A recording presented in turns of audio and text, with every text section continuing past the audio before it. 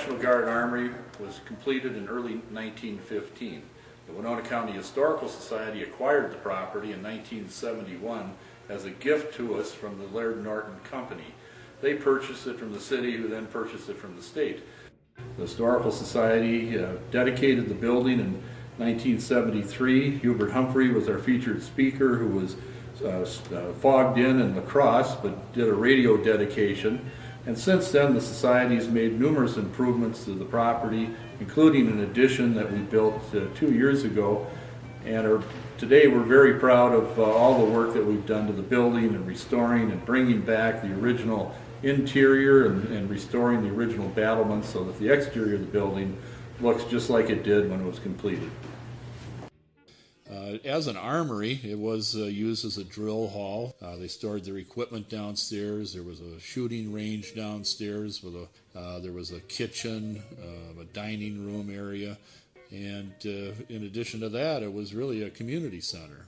All the years while the armory was an armory, it also served as a community center with car shows, dances on Saturday night, home shows. All of these sorts of things were held here at the Armory.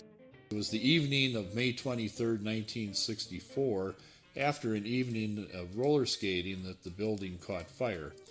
The fire department quickly responded. They fought hard, and they were able to put this fire out and saved it, but there was extensive damage to the building, and it was at that point that the Guards started talking about building a new armory. The Historical Society, which has been around since 1935, had its first decent home in the Lumberman's Building, which is a block away where the United Building Center's headquarters were. The building, because it was a state building, the city had to buy the building from the state, but the business or the family members put up the $20,000 to buy the building so that the Historical Society could move in here. But we put it to good use. We've been good caretakers of the building over the years.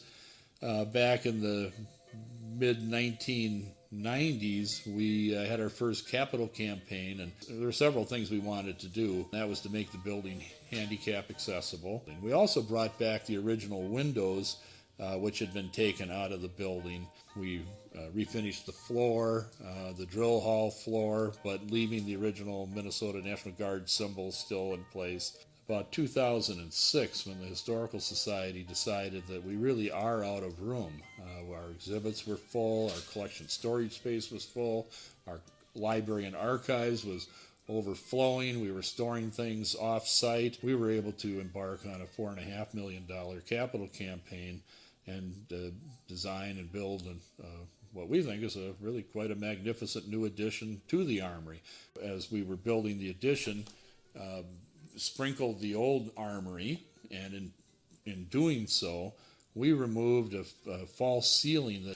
And today we now have, for the first time in 40 years, the original interior look of the building, which gives it this kind of a hippodrome kind of look.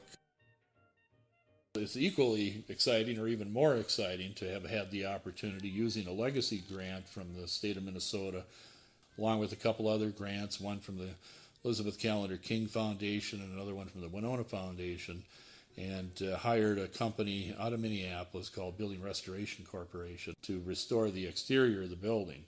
They enclosed the front of our building all summer with scaffolding and went to work redoing all the mortar, complete tuck pointing to the facade.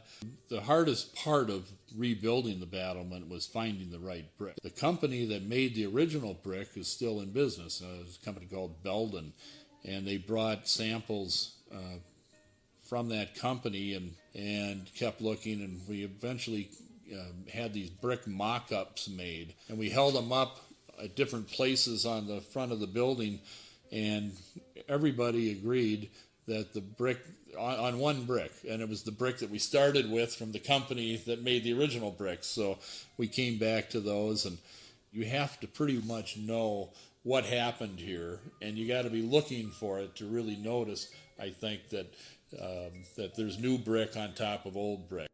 You know, the Historical Society did build this very modern, new, progressive, contemporary design building next to the old armory, And it was only, I think, when we restored the battlement of the Armory that all of it looks complete now. I think that the Armory complements the contemporary side, and I think the contemporary side complements the Armory, and everything now looks like it's supposed to. Now we're just waiting for the flags to be put back up, the Minnesota and the U.S. flags, and fly once again over the Armory.